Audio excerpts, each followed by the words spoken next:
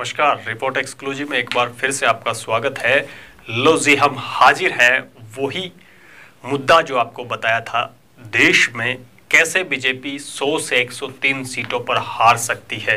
हालांकि ये एक सिस्टम और एक एग्जिट पोल के माध्यम से ही पता चल पा रहा है। करीबन 100 से 103 सीटें जो है एमपी यानी लोकसभा के चुनाव में बीजेपी को पूरे देश से हारनी पड़ सकती है।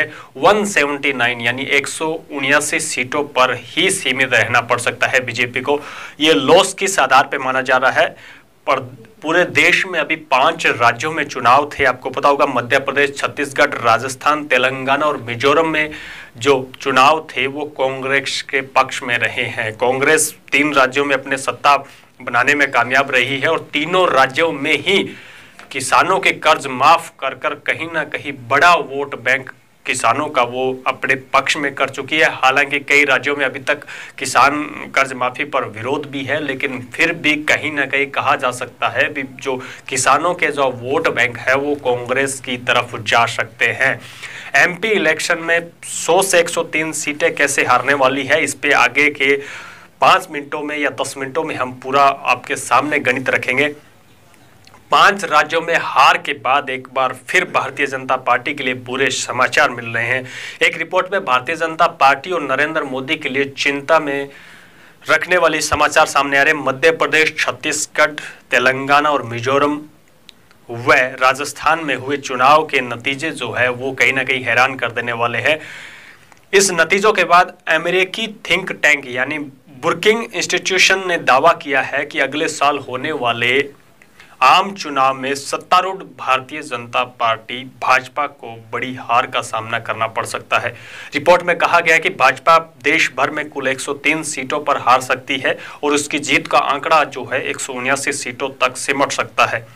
हाल ही में अमेरिकी थिंक टैंक ब्रुकिंग इंस्टीट्यूशन ने 5 राज्यों में विधानसभा चुनाव के बाद दावा किया है कि भारत में अगले लोकसभा के आम चुनाव में सत्तारूढ़ दल भाजपा को बड़ा नुकसान हो सकता है और भाजपा देश भर में कुल 103 सीटों पर हार सकती है और भाजपा की जीत का आंकड़ा 179 तक सिमट सकता है।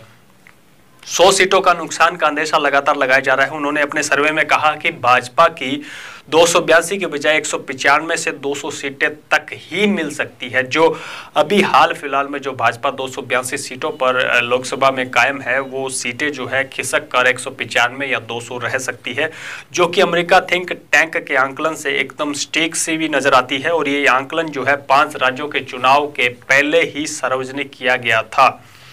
जीएनएस, टाइम्स नाउ और इंडिया टुडे ने जो आंकलन पेश किया है उन तीनों के आंकड़े करीब करीब ही थे।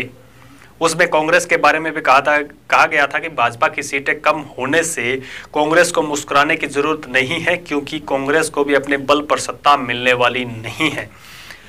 रिपोर्ट के मुताबिक भाजपा की सहयोगी पार्टियों को भी जीत सीटों का नुकसान हो सकता है और वे 28 सीटों पर सिमट सकती है। 2014 के चुनाव में भाजपा को कुल 282 सीटें मिली थी। उस वक्त भाजपा के सहयोगी दलों ने कुल 54 सीटें जीती थी, लेकिन उनमें से कई सहयोगी दल अब एनडीए छोड़ चुके हैं। तो ये भी बड़ा सिस्टम सामने आ रहा है। कुछ जो सहयोगी दल है वो एनडीए छोड़ चुके हैं। ब्रुकिंग इंस्टीट्यूशन ने पिछले विधानसभा चुनाव के वोटिंग पैटर्न और मौजूदा लोकसभा सीटों के गणितीय गुणा भाग के आधार पर यह आंकलन निकाला था। रिपोर्ट में कहा गया है कि विपक्षी पार्टी कांग्रेस को 63 सीटों का फायदा हो सकता है। उसे कुल 107 सीटें मिल सकती है। 2014 में कांग्रेस को प्रदेश भर में कुल 44 सीटें ही मिल पाई थी।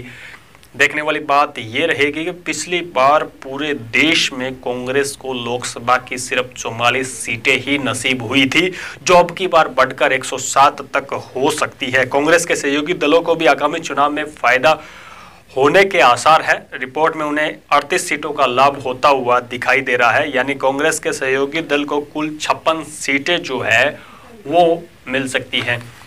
तो ये था आंकड़ा। हमने बताया आपको भी किस तरीके से जो है बीजेपी को अब की बार जो है लोकसभा चुनाव में 100 से 103 सीटें हार जाएगी और ये जो हार जाने की जो संभावनाएं हैं वो किस वजह से है वो भी हमने आपको बताने का प्रयास किया।